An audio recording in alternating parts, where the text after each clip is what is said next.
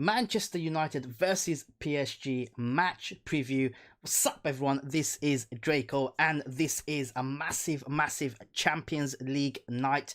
As you can see, these are the types of game we look forward to when we're in the Champions League. So we're going to be going through the stats table, bit of Ole Gunnar Solskjaer's press conference, as well as my predicted scoreline and my predicted lineup. If you're new to the channel, make sure you leave a like.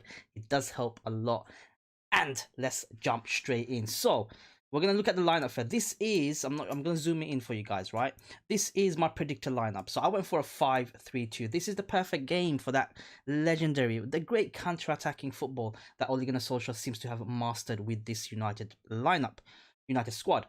Couple of big changes. I went for a 5-3-2, obviously. Henderson in goal. David De Gea is not in the most fittest form, and it will give someone like Henderson, who is also a quality keeper, a bit of a runner in the Champions League, and he deserves a bit of a chance. I think a lot of us are calling for his name to be started a lot more than normal. Obviously, David De Gea will be number one if he is fully fit, but he's not fully fit, despite the fact that he kind of picked up a bit of a niggle in the weekend's game. But I went for a back three of Lindelof, Maguire, and Bailly. I was sort of leaning towards Tuanzebe because he's had a fantastic game the last time we played against the small PSG. But Bailly being on the bench, I think he's more in the fitness sort of stage compared to Tuanzebe, although I'm not quite sure. Lindelof and Maguire, you know, the standard partnership. On the left side, it's going to be Alex Telles. Perfect opportunity for him to show again what he's capable of in the big stage. He was fantastic, you can say, in the first game against PSG. And obviously the right back will be Aaron Wan-Bissaka. Now, midfielder, I went for Donny, Fred, and Bruno. Obviously, Fred has to start for me. Fred has been in fantastic form. He does have a lot of great work rate. In regards to Donny van de Beek, look, I was sort of leaning more towards Scott McTominay because Scott also had a decent game against PSG the last time we played them. But with Donny van de Beek, the form that he's on and the threat that he imposes, the quiet, technical player, and he was next to Ole Gunnar Solskjaer in his press conference as well, which does kind of shine and a bit of light that Donny van de Beek will start ahead of Scott McTominay. Hey, you know, if worse comes to worse, if Donny's not doing well or Fred's not doing well, we've also got Scott McTominay on the bench, which is not a bad player to have to come in and kind of solidify the team a little bit more.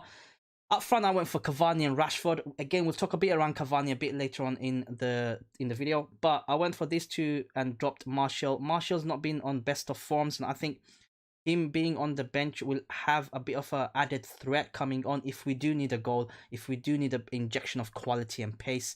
Martial does provide that. But obviously Rashford and Cavani, Rashford being on fine form, although he's been a bit off, but he's been getting goals. That's the most important thing. And Cavani for me has to start this game. Like, I like Cavani as a number 9. His movement, he's clever, his know-how, you know, the little pockets of positions and his threat in the air really does shine, and that's the type of player we do not have in the Manchester United squad. So I went for Cavani, you know, especially when he had a fantastic game the last game. He'll be buzzing, you can say. So and I'm sure he'll want to play against his old club. You know, he missed the first game away to PSG due to him kind of isolating and getting back up on fitness, so he wasn't able to start. But I reckon this one he will be given a start. That's my lineup and formation, predicted lineup and formation. Do let me know your thoughts in the comments, guys. Moving on to a bit of the stats. So let's go to the head-to-head. So in the last, let me just zoom out for you guys so you guys can see a lot more of the screen.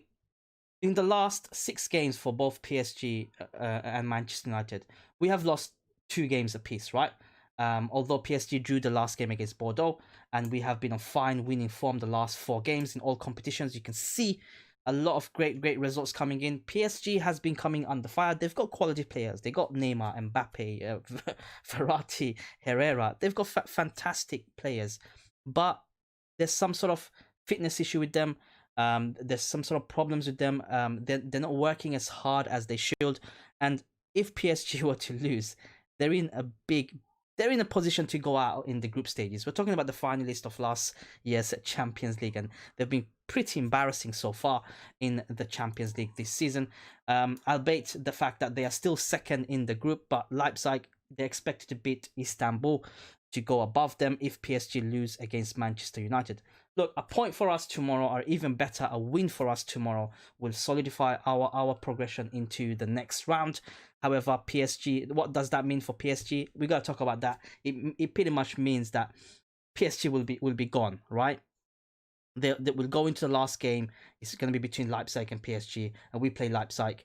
And you know, two fantastic teams. Like, one of them is a semi-finalist, one of them is a finalist, and for Manchester United to do what they did in this group and go through, despite the fact that I think a lot of us are kind of like was a bit skeptical, is nothing short of amazing. So that's the group so far. That's the table. I like this table. Let's hope it stays like that come tomorrow. Moving on to the Ole Gunnar Solskjaer press conference. So before I get started, right, what Cavani has posted is unacceptable. I think he needs to be educated in that side. I think being in this country and culture, you need to be a bit more.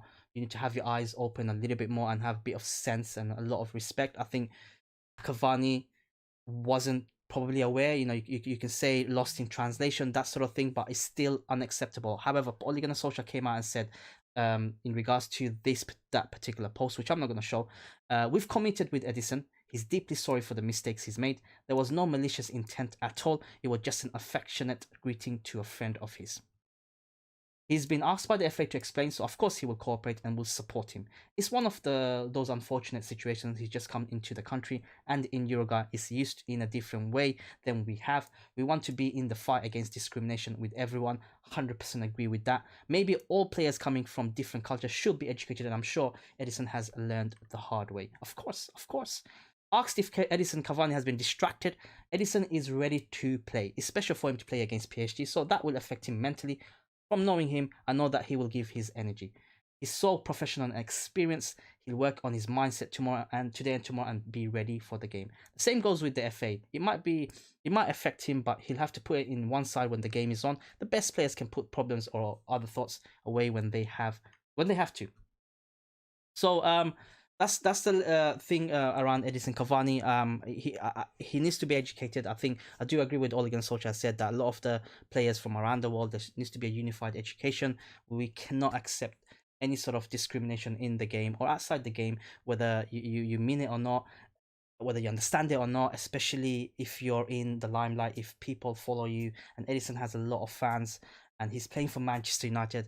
It should not be the case. I hope that the FA makes the correct decision, and I hope that Edison Cavani learns from this particular mistakes. But talking about the game, obviously Cavani has scored fantastic 2 goals to win us the game. He'll be buzzing inside. He'll be up for it, especially against PSG, especially the Champions League game, especially that type of game. And you know what? I want him to do 2-1 against PSG. Like, I absolutely want him. Tuchel did come out in the recent past and said that, you know, it might be a case of they might have made a mistake letting him go, and I think PSG made a mistake. I think Cavani still has a lot to offer. You know, professionals like him, with the experience that they have, much like Zlatan, they can kind of, they're so clever. They can prolong their careers a little bit more, if you know what I mean. And you know what? I want Cavani to start tomorrow, and I will love it if Cavani gets on the score sheet. Right, guys. Let me know your thoughts in the comments below, what you think about this story. You know, all things aside, it's unacceptable. It's simply unacceptable. In regards to some of the stats, obviously last time we played PSG, we're gonna read the stats. We've been through the stats. Last time we played PSG, we beat them comfortably. The last 2 times we played, really, and the last game was quite significant in a sense that I knew that we were going to win. I mean, I just had a feeling that we were going to win against PSG, but I didn't know how comfortable we was in winning. We just absolutely destroyed them and nullified them.